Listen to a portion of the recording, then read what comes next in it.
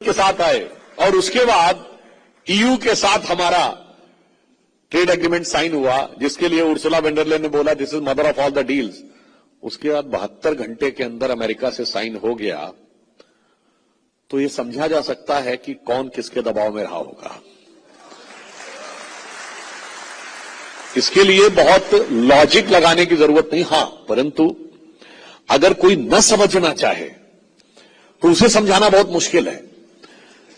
देखिए, सोते हुए आदमी को जगाया जा सकता है, जागते हुए आदमी जो आंखें न खोलने का बहाना कर रहा हो, जो देखते हुए भी न देख रहा हो, उसे समझाना बहुत मुश्किल है।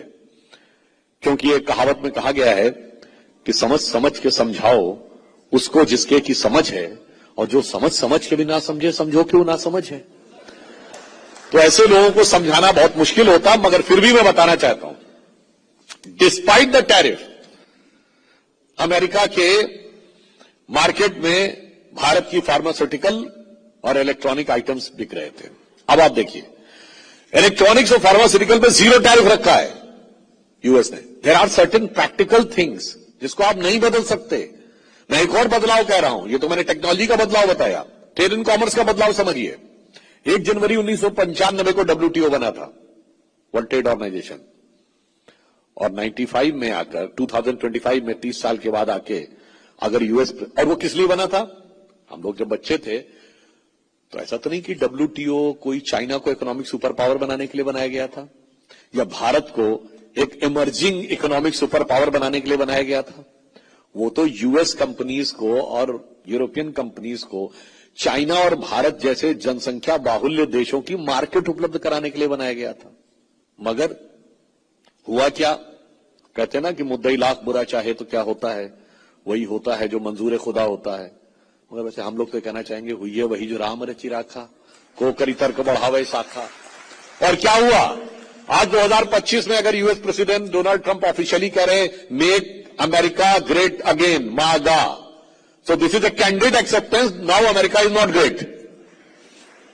भाई, जब यूएस प्रेसिडेंट कह रहा है कि मेक अमेरिका ग्रेट अगेन, तो इसका मतलब अब अमेरिका ग्रेट नहीं है। तो 30 साल में आप कहां पहुंचे? और जब वो कह रहा है, सब पे टैरिफ लगा रहा है, इसका मतलब अब वो खुद कहने लगा, भाई me first, this is beginning of the end of globalisation. यानी वो WTO जो बनाया था, वो आज वो खुद स्वीकार कर रहे हैं कि WTO बनाने का सारा जो उनका पर्पस था वो डिफीट हो गया। आप में से शायद बहुत से लोगों को नहीं ध्यान हो, या कुछ लोगों को अवश्य ध्यान होगा कि 91 में after the downfall of Soviet Union unipolar world हो गया, और यह माना गया कि जो अमेरिकन वैल्यूज हैं, open economy, consumer based society, open democratic politics, इसने once and for all settle कर दिया दुनिया को। Now this is the final conclusion for the entire human history. तो एक राइटर हुए फ्रांसिस फुकुयामा, जिन्होंने किताब लिखी end of the history and the last man, और उसमें उन्होंने लिखा west has proven that it is the best, ये 92 में लिखा, and it is best for the rest to follow the west. तो आज क्या हो रहा है? आज स्थिति यह है कि वर्ल्ड की 4 बड़ी इकोनॉमीज में 2 एशियन है, इंडिया एंड चाइना, और भगवान ने चाहा तो बहुत जल्द भारत तीसरी बड़ी इकोनॉमी होगा, और वर्ल्ड की 3 बड़ी इकोनॉमी में 2 एशियन होंगी, इंडिया एंड चाइना। तो वेस्ट नहीं होगा, ईस्ट ज्यादा दिखाई पड़ रहा होगा। यह दर्शाता है कि दुनिया के अंदर ट्रेड एंड कॉमर्स में भी किस प्रकार का चेंज आया। अब बड़ी सिंपल सी बात जो मैंने समझाने की बात कही, कोई भी डेवलप्ड इकोनॉमी होती है, उसके साथ अगर हमारा एग्रीमेंट होता है तो हमेशा डेवलप्ड इकोनॉमी से एग्रीमेंट करने में हमें फायदा है। जैसे जब ब्रिटिशर्स यहां आए तो India was much developed economy, हमसे ट्रेड किया, उन्हें फायदा हुआ।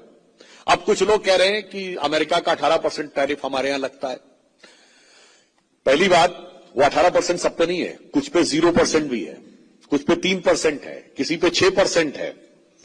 और एक और बात अच्छी तरह समझ लीजिए कि अगर उनके प्रोडक्ट का कुछ चीजों में 0% है, तो मैन्युफैक्चरिंग कॉस्ट, एक्विजिशन कॉस्ट, हम में और अमेरिका में जमीन आसमान का अंतर है। अमेरिका कुछ भी बना ले, भारतीय मार्केट में भारतीय चीजों से ज्यादा सस्ता वो नहीं बना सकता। तो केवल कोई स्टैटिस्टिक्स में कहे कि जीरो टैरिफ से उन्हें फायदा होने वाला, वो फायदा नहीं होने वाला है। और उसके बाद भी जो गवर्नमेंट ने प्रोटेक्शंस किए, वैसे उसके अभी डिटेल्स आने वाले हैं। जैसे कारें हैं यूरोपियन यूनियन के साथ, तो 25 लाख से ऊपर की कारों पे उनको छूट दी है। भारत में 90% लोग 25 लाख से कम वाली कार में चलते हैं। अब दूसरा एक एग्जाम्पल जो कभी कभी मिसगाइड किया जाता है कि जो कॉटन है इस पे हम पे 18% टैरिफ है, और जो हमारे कंपटीटर है जैसे बांग्लादेश है, वियतनाम है, इनको 0% दिया। नहीं साहब, इनको 20% दिया। किस चीज को 0% दिया उसे समझना चाहिए। वो यूएस ने कहा है कि जो फाइबर हम देंगे, जो रेयन हम देंगे, क्लॉथ हम देंगे, यानी सब कुछ हमसे लोगे और केवल स्टिच करके दोगे, उस पे 0% है। अगर अपना फाइबर यूज करोगे तो 20% है। यानी ये भी देखिए भ्रम फैलाया जाता है। यानी अमेरिका बांग्लादेश से कह रहा है कि भाई जिस काम के लिए तुम हमारे दर्जी बन के रहोगे उसमें 0% है, अगर तुम अपना माल बेचोगे तो उसमें 20% है। तो यह भी समझना चाहिए। इसलिए जो बहुत सारे छोटे छोटे फाइन कंटूर्स हैं उनको भली भांति समझना चाहिए। और इससे पहले भी डब्ल्यूटीओ का जो बैकग्राउंड रहा है, 2014 में जब बाली समिट हुई थी तो बहुत सारी चीजें ऐसी प्रेशर में आकर उस जमाने में हुआ था कि अगर हम उनको मान गए होते, गवर्नमेंट ने आके बहुत स्ट्रांग स्टैंड लिया, तो 2022 के बाद शायद हम किसानों को सब्सिडी देने की स्थिति में नहीं रहते। आज भारत में स्थिति यह है, बहुत स्पष्ट रूप से कॉमर्स मिनिस्टर ने भी इसको क्लैरिफाई किया है कि गेहूं, चावल, चीनी, मक्का, मिलेट्स, ये बहुत सारी चीजों को उससे प्रोटेक्ट करके रखा गया है। Dairy products, genetic modified foods, इनको प्रोटेक्ट करके रखा गया। हां, दालें हम पहले भी इंपोर्ट करते थे, तो दाल अगर इंपोर्ट होगी तो अभी भी इंपोर्ट होता है। दूसरी एक बहुत बड़ा कंफ्यूजन ये क्रिएट किया जाता है ऑयल के बारे में। तो एक सिंपल सी बात ये बताना चाहते हैं कि हम रशिया से ऑयल खरीद रहे थे।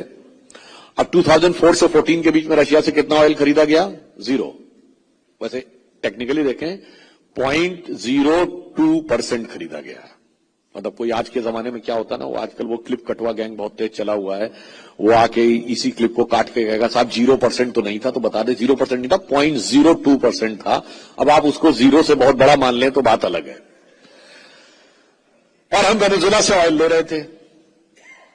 अब उसका देखिए बहुत स्पष्ट है, गवर्नमेंट की नीति बहुत स्पष्ट है, जहां से हमें सस्ता तेल मिलेगा वहां से हम लेंगे। जैसे रशिया पे प्रतिबंध लग गया, मगर हमने यूएस से एग्जेम्पशन ले लिया था रशिया से इंपोर्ट करने का, तो रशियन ऑयल सस्ता हो गया। भाई जिस देश पे सैंक्शन